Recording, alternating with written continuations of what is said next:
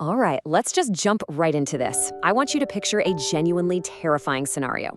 Imagine looking out your window and seeing a furious future king marching straight toward your front door. And he's not coming for a friendly visit. He's got hundreds of battle-hardened, heavily armed warriors right behind him, and he is out for blood. He's just been publicly humiliated, and he wants absolute revenge. Welcome to today's Explainer, where we're digging into one of the most intense, high-stakes crises in ancient history. It's a story from the biblical account of 1 Samuel 25.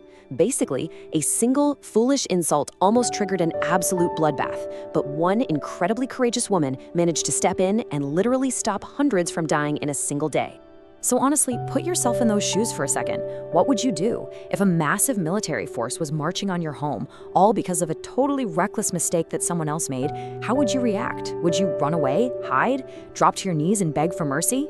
Well, this is exactly the kind of life or death crisis a woman named Abigail woke up to. Her entire household was in mortal danger and had absolutely nothing to do with her. It was entirely her husband's arrogance. But as we're going to see in this explainer, she doesn't panic. Through some truly extraordinary wisdom, incredible humility, and lightning-fast action, she actually changes the course of history. Section 1. The Spark of Conflict. A Foolish Insult. To really grasp how close they were to a massacre, we need to know the key players here. At this specific point in history, David, who, eventually becomes the famous king of Israel, is actually living as a fugitive. He's out in the wilderness, constantly running from the current ruler, King Saul. But here's the thing. Even while living off the grid, David and his men are acting honorably. They're basically acting like a volunteer security force, protecting the local shepherds so wealthy landowners can safely do their business. And one of those landowners who benefited hugely from this protection was a guy named Nabal.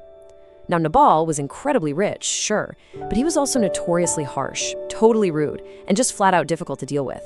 His wife Abigail, on the other hand, was his complete opposite. She was highly intelligent, beautiful, and profoundly wise. And that extreme contrast, that's what sets the stage for the whole shebang. And right here is where things go off the rails. It was sheep shearing season, which back then was a time for huge celebrations and just a ton of food. So David sends some messengers to Nabal with a completely reasonable request. He basically says, hey, we've protected your shepherds and your flocks all year long. Would you mind sharing a little food with my men to celebrate? But Nabal doesn't just say no. Oh no, he delivers the ancient equivalent of a completely unhinged one-star review. He publicly mocks David. He loudly dismisses him, basically calling him a nobody, a runaway servant. He totally refuses to offer even a crumb of help.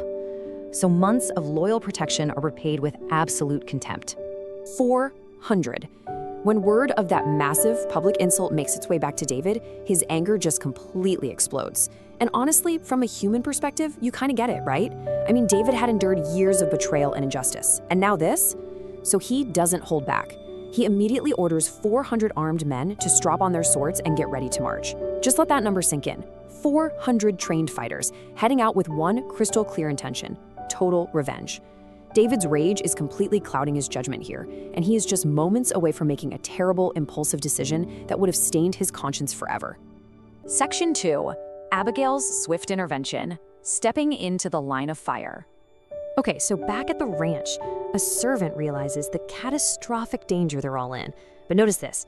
He totally bypasses Nabal, knowing the guy is way too stubborn to listen, and he runs straight to Abigail. He spills everything: how respectful David's men were, how awfully Nabal treated them, and the literal army that is now barreling toward their front door.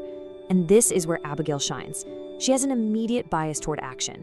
She doesn't sit around complaining, she doesn't point fingers. First, she gathers up this massive amount of provisions: bread, wine, roasted grain, raisins, figs, you name it. Second, she loads it all onto donkeys.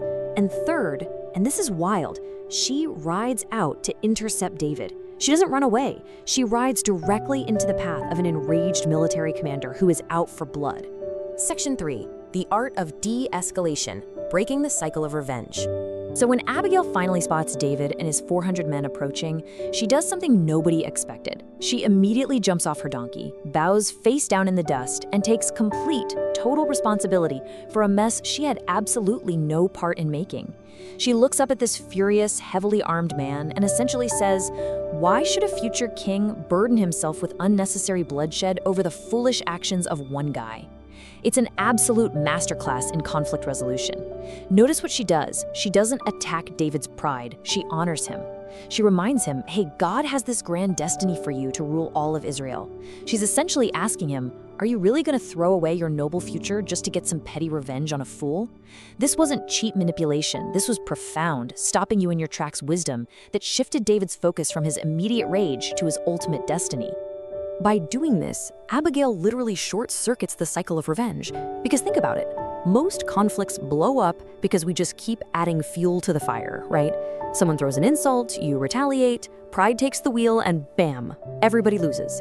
But Abigail brought pure humility exactly where there was burning anger, and she brought deep wisdom exactly where there was reckless foolishness. And it totally worked. David's anger cooled right off, he stopped in his tracks, completely changed his perspective, and even thanked God for sending Abigail to stop him from committing a massacre. I mean, countless innocent lives were spared that day, all because of her incredible emotional intelligence. Just to quickly tie up the historical part of the story, here's what happens next. Abigail goes back home and finds her husband, Nabal, throwing a massive feast and totally drunk, completely oblivious to the fact that he was literally hours away from getting everyone killed. So she wisely just waits until morning to tell him. And when Nabal finally sobers up and hears how close he brought his entire household to absolute annihilation, the shock literally overwhelms him. The historical source tells us he falls severely ill and dies shortly after.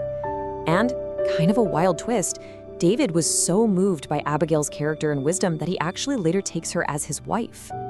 Section 4. Timeless Lessons in Peacemaking, the Modern Application. Now, the reason Abigail's story is still so incredibly relevant thousands of years later is that human nature simply hasn't changed. Our modern world is so tense right now, isn't it? Conflicts blow up every single day in our families, at work, and especially all over the internet. And a lot of times, people mistakenly think that being strong means winning every argument or, totally dominating the other person. But real strength, it's preventing a fight before it even starts. It's recognizing danger early on and having the guts to step in. It's protecting people from unnecessary harm, even if someone else entirely created the mess. Abigail is the ultimate proof that peacemaking is absolutely not weakness. It takes an incredible amount of emotional control, deep humility, and true courage in action. And perhaps the absolute most powerful strategic takeaway for us today is the sheer power of urgency. Abigail didn't delay for a second.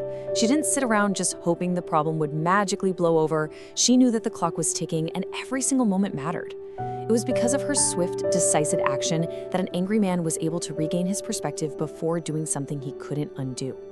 Honestly, just think about how many relationships or situations today could be totally saved if someone just had the courage to step in with urgency right before emotions completely take over. Which leaves us with this final, really vital question to chew on.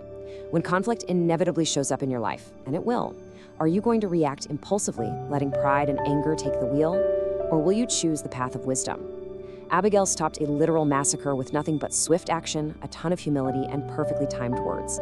Just imagine what those exact same qualities could transform in your own life today if you decide to step up and be the peacemaker. It's something to think about for sure. Thanks so much for joining me on this explainer, and remember, keep choosing wisdom.